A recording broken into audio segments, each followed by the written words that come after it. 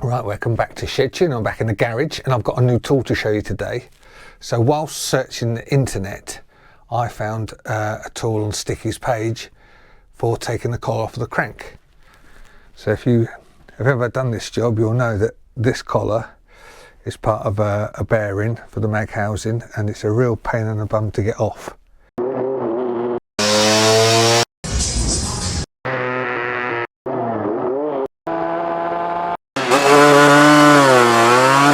So previous methods that have been used to get it off is you get your trusty angle grinder,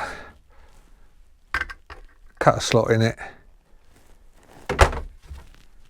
cold chisel into the slot, hit it with a hammer, and normally the bearing will come off.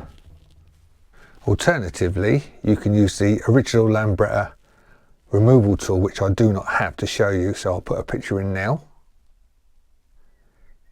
There you go.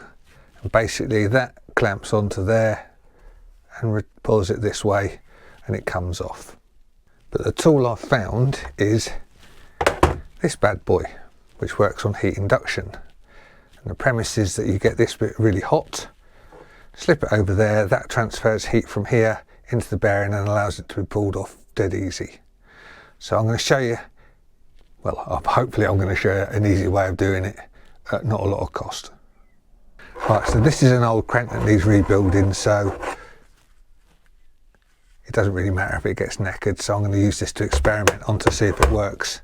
So I'm going to put it in here in some soft jaws, and then I'm going to hold it in that vise so that when we put the tool on there to transfer the heat, it comes out nice and easy. So first things first, you need to get your stuff sorted out, and we need to better heat that. So you can either use some sort of blowtorch to heat it up, or a cooking stove. This is the camping one, dirt cheap. I think you get it off of Amazon for about a tenner. That's probably the best way of doing it. So what we're going to do is put it on this stove and get it up to a nice hot temperature. I'm not sure exactly what yet, but we've also got a digital thermometer so that we can see. There you go, so that's currently saying that it's a whopping 12 degrees. We'll get up to probably the best part of 100, I would have thought. Then we'll try it on there and see if it works straight away. Right, that's the old thing lit. Yeah, that's getting nice and hot already, so we'll put this on here, let it heat up. There we go, and then once it's at temperature, we'll try it out. It's getting hot very quickly there. Right, we'll be back in a minute. Okay, so that's saying we're up to well over 100 all the way around, so we'll try that now.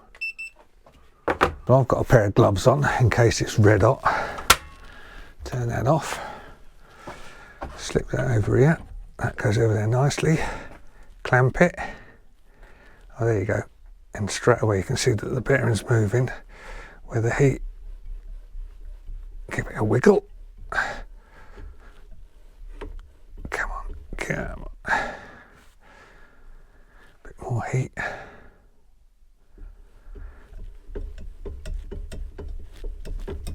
And as I'm wiggling it, I'm pulling it up.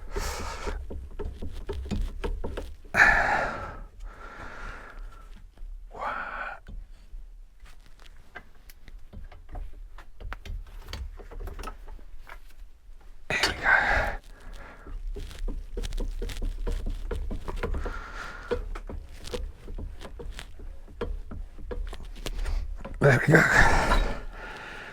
Whew. Bit of an effort, but that is now off.